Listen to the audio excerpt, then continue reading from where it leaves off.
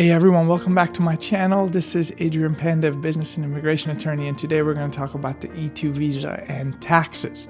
So, the question I get very often from clients, prospective clients, okay, so I'm considering applying for an E-2 visa. I already have an E-2 visa. I'm in the US. How do taxes work? Do I have to pay taxes in the US? Well, short answer to your question, do you have to pay taxes? Yes, you're going to have to pay taxes. However, what taxes is the big question. And to put it very bluntly, the E-2 visa allows for a lot of tax planning because you're not automatically treated as a US tax resident by obtaining an E-2 visa. So let's break this down and explain how these rules work and how they may impact you on an E-2 visa.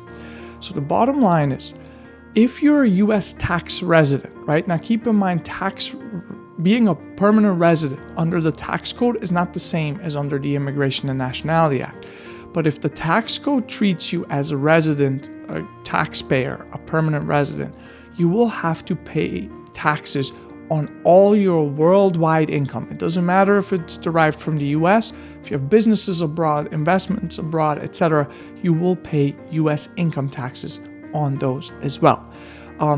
Obviously, this is a fairly complex area where there's ways to minimize those tax liabilities, but generally speaking, you're a tax resident who will pay income tax on the entirety of your worldwide income, not just the US sourced income. If you are a non-resident, right, so if you're treated as a non-resident under the tax code, well then you will only pay US income taxes on US sourced income. So how does this apply to the E-2 visa? Well, the bottom line is, as a non-immigrant visa, which the E-2 is, you don't automatically become a US tax resident by obtaining the visa. This is in sharp contrast to permanent residence, right, to a green card, where you automatically, by becoming a permanent resident, become a US tax resident for income tax purposes. Now, how do we establish whether or not you become a US tax resident with an E-2 visa? So the way it works is that there's a substantial presence test. So the way the substantial presence test calculation works is it looks at whether you've spent 30 days, at least 30 days in the current tax year at question within the US, and then whether or not you've spent 183 days in the US in the last 3 tax years. Now, the calculation is not that simple, because the way it works is that each day is counted as 1 day in the current year, but each day is counted as a 1/3 of a day in the prior year, and then 1/6 of a day in the 2 years prior year, right, for the total of the 3 years.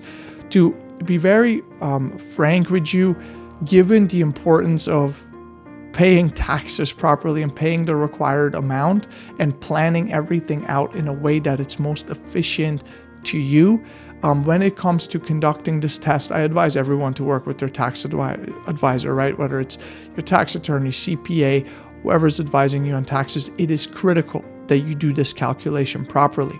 Because if you satisfy the substantial presence test and you're on an E-2 visa, it doesn't matter that you have a home abroad. It doesn't matter that you spend several months out of the year abroad. You will be a US tax resident, and now you have to pay taxes on your worldwide income to the IRS, right? To the US. So let's look at the flip side, right? If you're on an E-2 visa, you hold an E-2 visa, and you do not satisfy the substantial presence test, well, then you're a non-resident for tax purposes. What this allows you to do is to file a non-resident income tax return, which allows you to not include that worldwide income into your US tax return, and you will not be paying taxes on it. Please note, you will still be paying taxes on US sourced income. So any income from your E-2 business from the US, you're going to still pay US taxes on. Now, one very important thing to note about this is that this provides for an amazing tax planning opportunity. I can't stress to you enough how important this tax aspect of your E-2 visa is. What I find is that a lot of individuals are so happy they finally get this E-2 visa. They're finally able to start their US business. They're finally here working on making their dream of owning a US business a reality. And because they don't have to pay taxes immediately, because you don't file tax returns immediately when you start the business, you do it in the following year, right? They kind of ignore this or don't prioritize this. And then what happens is they reach out to whether it's a CPA or other tax advisor to quickly prepare their tax return, and they've done no tax planning. And then it's impossible to actually strategically create a plan where it's compliant, right? All the relevant tax rules are met, all the compliance reports, everything, because there's more to this than just income taxes, right? So to make sure your tax returns are done exactly in the most compliant way possible, but also having a tax plan where you are only paying taxes on the required income and not overpaying, right? Your takeaway from this video should be that you do not become a US tax resident that has to pay income taxes on worldwide income immediately upon receiving that E-2 visa. There's an additional analysis that needs to be done.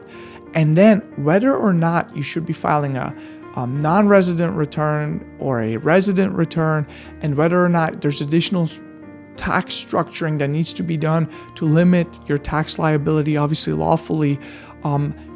Because of that, make sure you reach out to a tax advisor or tax planner early so that all of this can be done efficiently.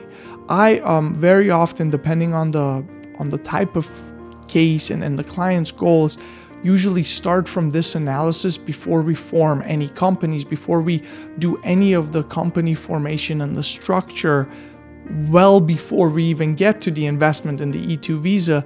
Because if you set this up all properly in the beginning, then you do not have to scramble and restructure things. Given that your visa is linked to one of those entities, it just becomes a very burdensome endeavor. So bottom line is, make sure you're thinking about taxes at the beginning of your E-2 journey and not at the end, and make sure you're on top of it.